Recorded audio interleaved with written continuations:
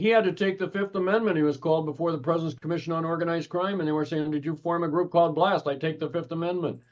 Did you say, did you brag? We're going to hit him harder and harder and harder. I take the Fifth Amendment. Well, he was just digging his own grave for the racketeering suit.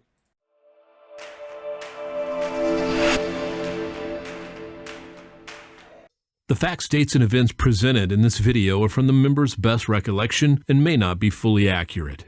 This video is intended for entertainment purposes only. Always consult with your local union about your rights and duties at your workplace. The opinions shared on this video are our own and do not necessarily represent my employer's positions, strategies, or opinions. All views shared are protected under the National Labor Relations Act. What is going on, everybody? So today I have the mother trucker herself, Diana Kilmurray, and the founder of TDU, Ken Path. And we're going to be covering, we see a lot of these movies where the mob is interjected with the union and all that. We don't know how true all that is. So I brought these two on here to kind of cover what they went through back in the past. So let me kick it off to you first, Diana. We've seen these movies like The Irishman and so we've seen Sopranos and everything else. Now, how true was that to reality? There were two books that, were pretty close to the truth. The Teamsters by Stephen Brill and Hoffa Wars by Dan E. Mulday. I mean, Mulday calls it his great white whale. He's been, investigating what happened to Hoffa since, 6 weeks after he was disappeared. And I think he has it about right. I think it's been known for a very long time that some, soldiers from the, I'm not even sure I'm saying it right, Genovese, whatever it is, crime family murdered Hoffa. And he knows who. And I think the FBI agrees with him. So with that being said, now let's get into some of the stories. I mean, you've two been through a lot. Ken, you've seen a number of things, but we're curious, like, what are some of the stories that you heard throughout your years with the Teamsters, and what are some things that you went through personally going through all this? TDU was born officially in 76, informally a little before that, like Diana said, in 75. And Teamsters cared about corruption, but even more, they cared about crappy contracts. Remember, Hoffa disappeared in 75, and any hope that he was going to come back and spruce up the union from Frank Fitzsimmons, who much preferred golfing with Nixon to doing anything for members, was gone. And that was when there was some momentum to form a group. And other people had tried to form dissident groups, and I studied them. I met with them. I traveled to meet people. They had a group called TURF. I love the name, from the grassroots, Teamsters United Rank and File. And I came and went, but I learned a lot from things to do and not to do. And one of the things we did was, and I stress this, we're going to be open. Many people were dissident in the Teamsters, and 90% of them were trying to hide out and use fake names and issue unsigned leaflets and stuff.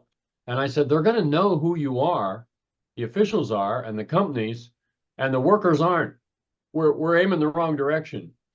And so it did put a target on us. And like in my local, we were attacked for going to a union meeting with leaflets. And one guy went to the hospital with a bunch of stitches in his head. But we just kept coming back.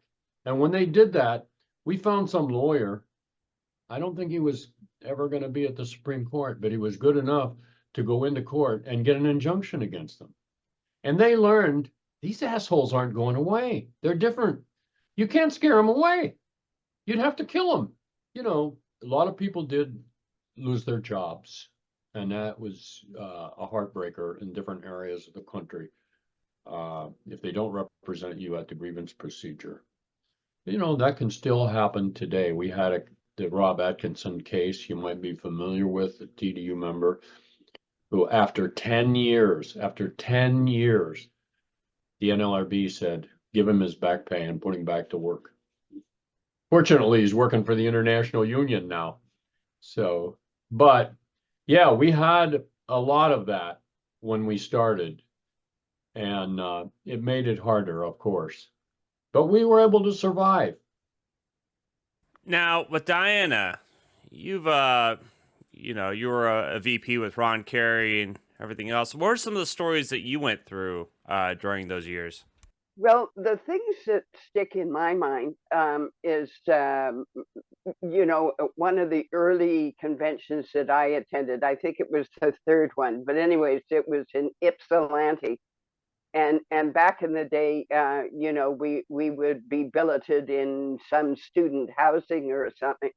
So I come out in the morning and there's like bullet holes stitched up the glass. And I thought, oh my God, what is going on here? And then, there was another one in, believe it or not, the Teamsters aren't anything if they're not in your face. The Brotherhood of Loyal Americans and Strong Teamsters, Blast. So Blast, invades the convention. We were in Romulus, Michigan, and they took over the mic or whatever.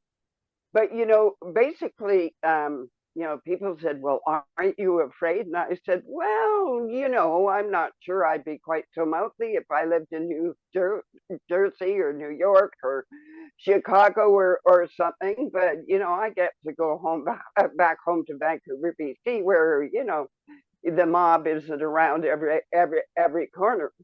And I said, the worst they've done to me is, phone me up from time to time and, scare the bejesus out of my then teenage daughter. She's almost 60 now, so it shows you how long I've been around. Um, and I said, I'm not worried about the people that phone. I worry about the people that don't phone. I mean, like somebody who phones you up and says, if you don't, we're going to kill you. Well, I don't think so. What about the people that, are out there with a gun that will shoot you? Diana reminded me of Blast. The president of the Teamsters, Jackie Presser, actually formed an official goon squad with letterhead and a president stuff. And its logo was like a mushroom cloud, Blast. And they would send people to TDU, and he would pay them to go to TDU meetings and rough people up. And it was intimidating, but things have a way of like that of backfiring. Those became predicate charges in the consent order against the Teamsters. The racketeering suit included all the Blast stuff. And he had to take the Fifth Amendment. He was called before the President's Commission on Organized Crime, and they were saying, did you form a group called Blast? I take the Fifth Amendment. Did you say, did you brag? We're going to hit them harder and harder and harder. I take the Fifth Amendment. Well, he was just digging his own grave for the racketeering suit. Jackie Presser, the head of the nation's largest labor union, was indicted today on charges of racketeering and embezzlement. The indictment alleged that over a 10-year period, Presser and two other associates engaged in multiple acts of embezzlement from his hometown local in Cleveland and made more than $700,000 in payments to ghost employees. Presser, 59, was expected to be reelected to a full 5-year term as president of the 1.6 million member union at the Teamster Convention opening Monday in Las Vegas. But now you're talking about Jackie Presser, right? Wasn't there a convention that he went to where they took him out on a gondola? Gotta tell this. Like I say, there's a certain part of the Teamsters that even the members sort of get a bang out of it. They are just so outrageous from time to time. But anyways, I'm at the convention, and a bunch of us are in the hallway, and we hear this hubbub. I turn around, and there's these, lovely, very attractive young men, dressed as Roman centurions, and there's this wall of blubber, like Jackie Presser weighed, he was like a beached whale or something on this sedan chair. Well, yes, I was properly outraged, but not until I laughed so hard I thought I'd die. I mean, it That's the Teamsters for you, in your face, bad or good, you know. At the last Teamsters convention in Las Vegas in 1986, the late Jackie Presser ran unopposed. He was carried into the convention hall on a chariot in what almost amounted to a coronation. Convention, Presser held in front of the convention, like during the official business, the funeral of TDU. Yes, I remember that. He held the funeral of TDU. That was at the 86 convention. He himself passed away from cancer after being indicted. He was never convicted because he didn't meet the federal judge. He met some other judge, I guess, first. And we were successful in winning the right to vote just 3 years later in 89. And then Diana and 16 people were elected in 91. Ooh, last best. Trust me on this, you know.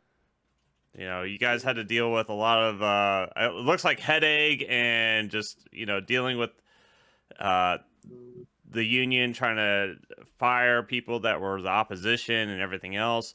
Now, how did you take these attacks, and how did you overcome them? We kept coming at them, and we found small ways to win things.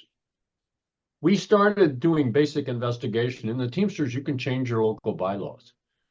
So like in my local, we got the right to elect stewards. Well, you guys will never win anything. Well, we won the right to elect stewards. If you'd join in, maybe we'd win something bigger. You know, you've got to show some things. And on a national scale, the first things we won were defensive. We stopped concessions, a so-called relief rider in 1984, overwhelmingly the vote. And this gave us credibility, even though all we had done was stop midterm concessions in the freight contract. We actually got, and then we were in court a fair amount to teach them to obey the law, like training the dog with a newspaper. The UPS contract in 85, Presser did a surprise vote, and we actually got an injunction. He had mailed out the ballots. At that time, I thought it was over 100,000 UPS workers. The ballots were out, and people could get them and vote. And the judge said, "You're never going to count them. And if necessary, I'll send marshals to take them away. You're going to give them proper time to discuss the contract, then mail out a ballot."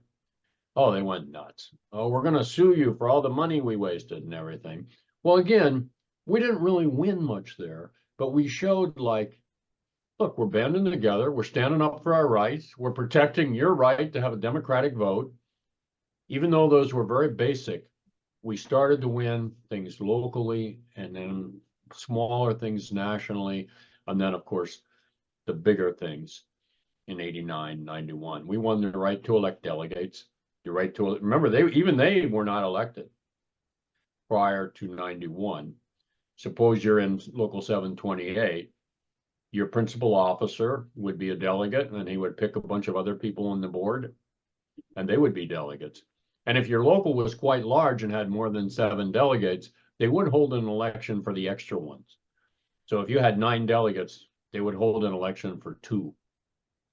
Normally, people wouldn't bother to run, so they just appoint more friends to go. So we won those things and other things of that sort.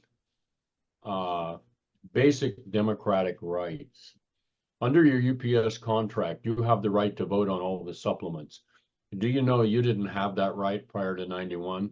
I personally wrote the clause in the Teamster Constitution, and my friend Tom Griffith put it on the floor, and he had engineered the Pennsylvania conference to come out for it, and all the Kerry delegates were for it.